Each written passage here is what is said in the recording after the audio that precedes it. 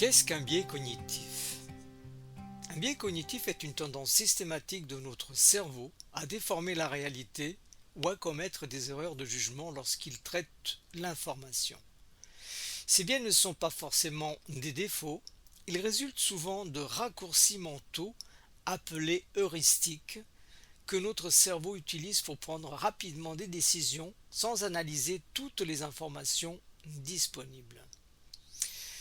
Alors pourquoi connaître ces biais cognitifs? Eh bien, le fait de les connaître va permettre de prendre des décisions plus réfléchies, d'améliorer son esprit critique, éviter certaines erreurs de jugement et mieux comprendre les comportements humains, y compris les siens. En résumé, un biais cognitif est un raccourci mental qui peut nous aider à agir rapidement, mais qui peut aussi nous conduire à des jugements ou décisions erronées. Les biais de jugement et de décision. Nous avons, dans les biais de jugement et de décision, le biais de confirmation. Par ce biais, nous recherchons spontanément les informations qui confirment ce que nous croyons déjà. Un exemple concret, Paul est persuadé que les voitures électriques sont peu fiables. Lorsqu'il lit un article parlant d'une batterie défectueuse, il le partage immédiatement. En revanche, il ignore les nombreuses études montrant leur faible taux de panne. Résultat, sa conviction se renforce alors même que son opinion ne repose que sur une partie des informations disponibles. Le biais d'ancrage. La première information reçue influence fortement notre jugement. Prenons un exemple concret. Une veste est affichée à 300 €. Puis, elle est soldée à 150 €. Même si sa valeur réelle est proche plutôt de 120 €, vous avez l'impression de réaliser une excellente affaire parce que votre cerveau est resté ancré sur le prix initial. Le biais de disponibilité. Nous jugeons un événement plus fréquent parce que nous nous en souvenons facilement. Un exemple concret, après avoir vu plusieurs reportages sur des attaques de requins, Sophie hésite à aller se baigner pendant ses vacances.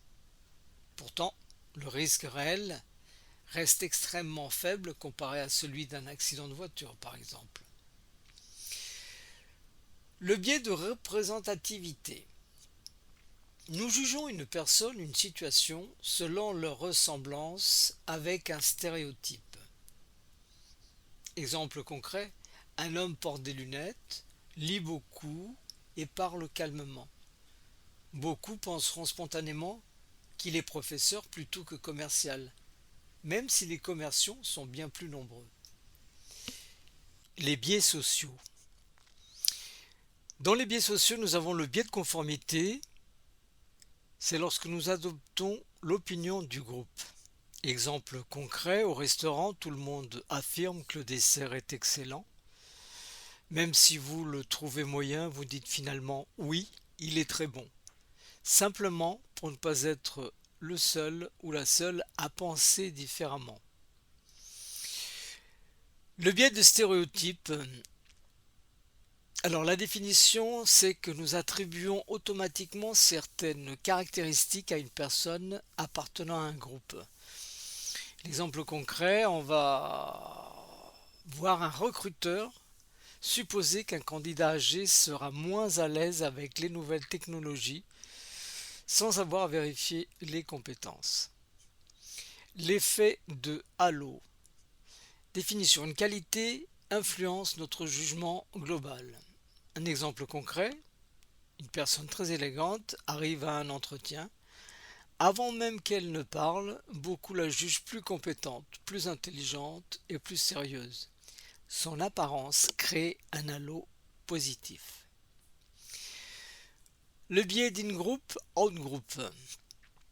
Alors, nous faisons davantage confiance aux personnes de notre propre groupe. Exemple concret, deux candidats possèdent exactement le même CV. Le recruteur préfère inconsciemment celui qui vient de la même école que lui. Le biais de mémoire. Biais de rétrospection. Définition. Après un événement, nous pensons qu'il était évident. Exemple concret, après un krach boursier, la personne va dire « je savais que ça allait arriver ». Pourtant, quelques semaines auparavant, cette personne ne l'avait jamais prédit. Le biais d'oubli à la source. Définition, nous retenons une information mais oublions d'où elle vient. Exemple concret, vous affirmez « j'ai lu qu'il faut boire 3 litres d'eau par jour ». En réalité, cette affirmation provenait d'une publication sur les réseaux sociaux et non d'une étude scientifique. L'effet de désinformation. Définition. Notre souvenir est modifié par des informations reçues après l'événement. Exemple concret. Après un accident, plusieurs témoins discutent ensemble. Quelques jours plus tard, certains sont persuadés d'avoir vu une voiture rouge alors qu'elle était noire. Leur mémoire a été influencée. Les biais d'autocomplaisance. Définition. Nous attribuons nos succès à nos qualités et nos échecs aux circonstances. Exemple concret. Vous obtenez une promotion, c'est grâce à mon travail. Vous ne l'obtenez pas, mon chef avait déjà choisi quelqu'un. Le biais d'attention. Biais d'attention sélective. Nous remarquons surtout ce qui confirme nos préoccupations. Exemple concret, une femme enceinte remarque soudain énormément de femmes enceintes dans la rue. Elles étaient déjà présentes auparavant, mais son attention s'est modifiée. Effet de cadrage. La manière de présenter une information influence notre décision. Un exemple concret, 2 steaks sont proposés, un est marqué 95% de maigre et l'autre 5% de gras. C'est exactement le même produit, mais la plupart des consommateurs choisiront le premier, avec 95% de maigre. Illusion de fréquence, effet Baader-Meinhof. Définition. Après avoir découvert quelque chose, on croit le voir partout. Exemple concret, vous achetez une voiture bleue, le lendemain vous avez l'impression que toute la ville possède la même. Les biais perceptifs. Biais de négativité. Définition. Les événements négatifs nous marquent davantage. Exemple concret, vous recevez 99 commentaires positifs. Un commentaire très critique, eh bien c'est ce dernier qui occupe votre esprit toute la journée. Effet de simple exposition. Définition. Plus nous voyons quelque chose, plus nous avons tendance à l'apprécier.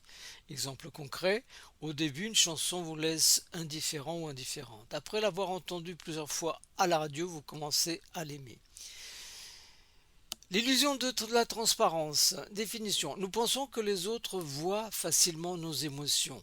Exemple concret, vous faites une présentation, vous êtes persuadé que tout le monde remarque votre stress. En réalité, le public n'a presque rien perçu. La pareidolie. Définition. Nous voyons des formes familières là où il n'y en a pas. Exemple concret, vous distinguez un visage dans les nuages ou dans les reliefs de la lune. Le cerveau cherche naturellement des formes connues. Les biais liés à l'estime de soi. Biais d'autocomplaisance. Exemple concret, une équipe gagne un championnat. Chaque joueur pense avoir joué un rôle plus important que les autres. En revanche, lorsqu'elle perd, chacun met davantage en avant les erreurs des arbitres ou les mauvaises conditions. Le biais d'optimisme, définition. Nous croyons que les mauvaises choses arrivent surtout aux autres. Exemple concret, Marc ne met jamais sa ceinture sur des petits trajets. Il pense que les accidents n'arrivent qu'aux autres. L'effet Dunning-Kruger. Définition. Les moins compétents surestiment leurs capacités. Exemple, après 2 semaines d'apprentissage de la guitare, un débutant affirme « Je pourrais facilement jouer dans un groupe ». Quelques mois plus tard, en découvrant la complexité de l'instrument, il devient beaucoup plus humble. Biais de causalité. Erreur fondamentale d'attribution. Définition. Nous expliquons les comportements des autres par leur personnalité plutôt que par les circonstances. Exemple concret, quelqu'un vous coupe la route, vous pensez immédiatement quel conducteur irresponsable. Vous ignorez peut-être qu'il conduit son enfant aux urgences. La corrélation illusoire. Définition, nous voyons une relation entre deux phénomènes sans preuve réelle. Exemple concret, une personne porte toujours son pull porte-bonheur lorsqu'elle réussit un examen. Elle finit par croire que ce pull améliore ses résultats. Post hoc ergo propter hoc. Définition, nous croyons qu'un événement a causé un autre simplement parce qu'il l'a précédé. Voici un exemple concret. Quelqu'un prend une tisane avant de dormir. Le lendemain, son rhume s'améliore. Il conclut, c'est cette tisane qui m'a guéri. Pourtant, le rhume aurait probablement évolué de la même façon sans cette boisson.